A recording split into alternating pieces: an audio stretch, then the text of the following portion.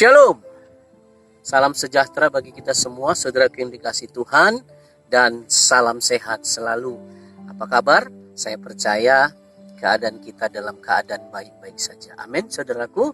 Hari ini saya ingin menyapa saudara kembali dengan satu kebenaran firman Tuhan yang akan saya sampaikan kepada kita semua, yaitu sambungan dari khotbah saya yang di hari yang kemarin yang berbicara tentang Ruth, si perempuan hebat.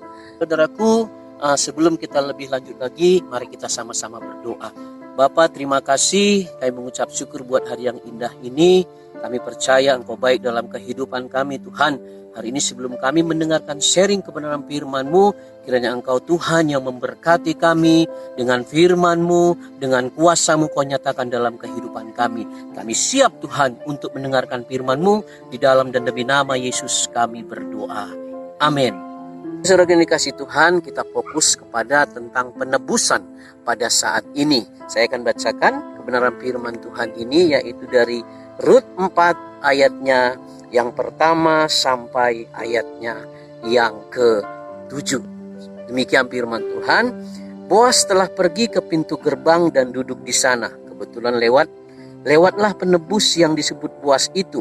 Lalu berkatalah Boas, "Hai saudara, datanglah dahulu kemari, duduklah di sini."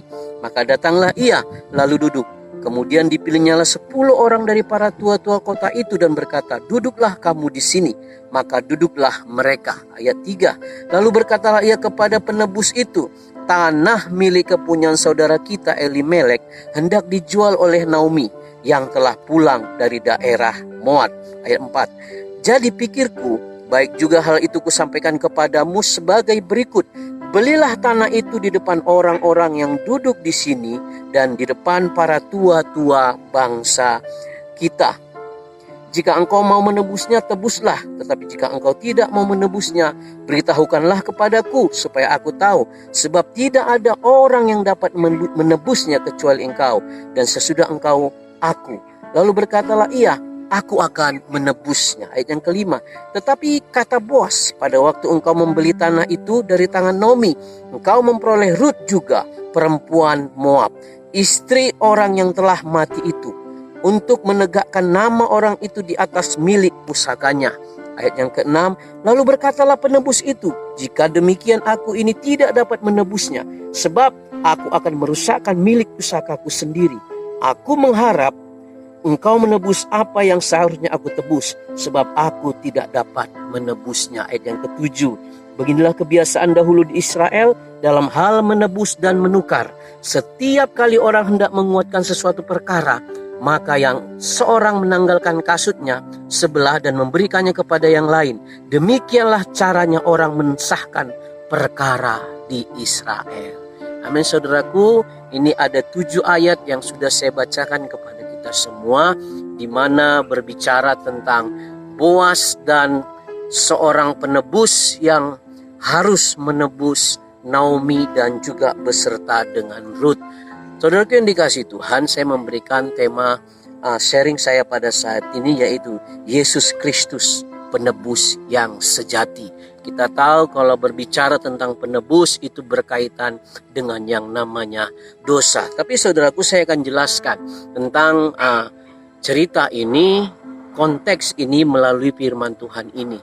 Karena memang Naomi pada waktu itu masih memiliki tanah, dan tanah itu mau dibeli oleh yang namanya Boas. Tapi ternyata masih ada lagi orang yang lebih berhak daripada Boas. Makanya Boas berkata kepada Ruth, "Aku akan komunikasikan itu kepada penebus yang sesungguhnya atau penebus yang pertama. Kalau dia tidak mau, maka aku yang akan menebus kalian nantinya." Dan tadi sudah saya bacakan ada komunikasi di antara mereka. Pada awalnya si penebus ini mau menebusnya. Tetapi ketika si Boas berkata, "Ketika engkau membeli tanah milik Naomi itu, engkau juga akan mendapatkan Ruth Rut, wanita Moab itu. Nah, saudaraku yang dikasih Tuhan, disitulah si penebus yang pertama ini menggagalkan rencananya. Maka dia berkata kepada Boas, aku berharap engkau saja yang menebusnya. Karena memang Boas berkata, kalau bukan kau, aku yang menebusnya. Saudaraku yang dikasih Tuhan, memang tradisi di Israel pada waktu itu memang seperti itu. Siapa yang ada dalam keluarga itu menjadi milik si penebus. Dan ternyata si Rut ini juga menjadi milik si penebus. Tapi gara-gara itulah si penebus pertama ini tidak jadi menebusnya.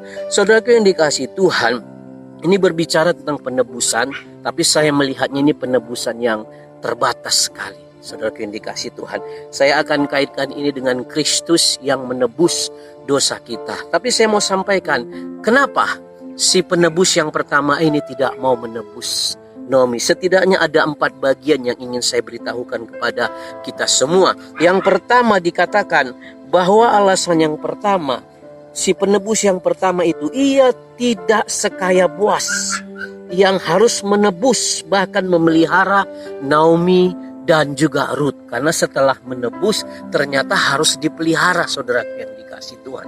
Jadi diperkirakan bahwa si penebus pertama ini enggak sekaya Boas. Dia bukan sekedar membeli, tetapi juga harus memelihara orang yang mereka tebus itu. Alasan yang kedua, ia sudah berkeluarga sehingga ia tidak mau merusak keluarganya sendiri. Kenapa? Ya, kalau dia sudah memiliki keluarga, ketika dia juga harus memperistri si Rut, itu kan menjadi satu masalah menurut dia. Kenapa? Nanti harta pusaka ini seperti apa? Harta warisan ini bagaimana ceritanya? Itu alasan yang kedua. Alasan yang ketiga dikatakan bahwa si penebus itu tidak mau menebus, yaitu bahwa Rut itu wanita Moab, perempuan Moab, yang menurut anggapan orang Israel, orang Moab itu orang kafir. Jadi ini sesuatu yang janggal, memang sesuatu yang tidak mungkin terjadi, ya, harus yang terjadi untuk dilakukan. Dan alasan yang terakhir, Rut itu dianggap pembawa sial. Kenapa? Karena suaminya, iparnya meninggal. Itu bisa saja karena Rut. Sehingga ini membuat si penebus itu mengurungkan niatnya untuk menebus apa yang menjadi milik Naomi itu. Saudaraku yang dikasih Tuhan, inilah buktinya si penebus itu ternyata terbatas, saudaraku yang dikasih Tuhan. Kalau kita mengkorelasikan Yesus Kristus yang dikatakan Sang Juru Selamat, Sang Penebus, tidak ada batasannya, saudara kasih Tuhan.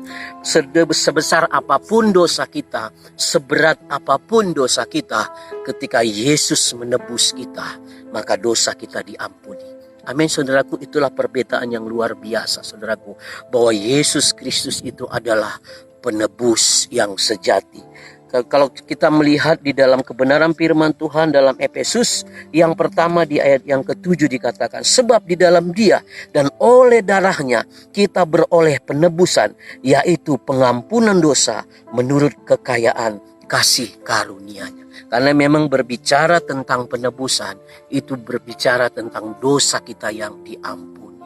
Amin, saudaraku. Kita berbangga hati, kita merasa orang yang begitu dihargai, sehingga kehidupan kita ditebus oleh Tuhan lewat darahnya, lewat pengorbanan dirinya. Jadi saudara dikasih Tuhan, pesan kita pada saat ini, mari kita hargai penebusan karya Yesus itu dalam kehidupan kita. Dengan cara kehidupan kita ini kita persembahkan hanya untuk Tuhan, melayani Tuhan dan mempermuliakan nama Tuhan.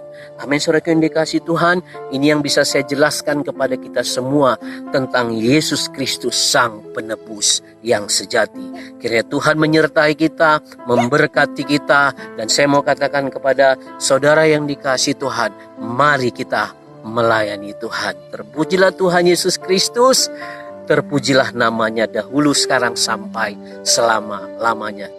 Terima kasih Tuhan Yesus Kristus, di mana kami sudah mendengarkan kebenaran firman-Mu. Biarlah apa yang sudah kami dengar pada saat ini, kami mendapat satu pemahaman, satu pengertian Tuhan, bahwa di zaman Rut si penebus itu memiliki keterbatasan, tetapi pada zaman ini Tuhan Yesus, kami percaya penebusan-Mu itu penebusan yang sempurna, karena Yesus itu adalah pribadi yang sempurna. Terima kasih Tuhan Yesus buat karya penebusan-Mu yang mengampuni kami dari setiap kesalahan dosa pelanggaran kami, sehingga Tuhan kehidupan kami dikuduskan dan berkenan di hadapan-Mu. Terpujilah nama-Mu Tuhan Yesus. Kami berterima kasih Tuhan buat hari ini, khususnya yang mendengarkan Tuhan sharing firman-Mu. Engkau yang memberkati apapun yang menjadi permasalahan mereka, Tuhan Engkaulah jawaban. Terpujilah nama-Mu Tuhan. Kami mengucap syukur, kami berterima kasih, kami siap Tuhan untuk melakukan apa yang menjadi kegiatan kami sepanjang hari ini. Bagimulah segala pujian, hormat, syukur di dalam dan demi nama Tuhan Yesus kami sudah berdoa. Haleluya. Amin. Demikian sharing kita pada saat ini. Kita akan ketemu di hari-hari yang berikutnya. Tuhan Yesus memberkati. Shalom.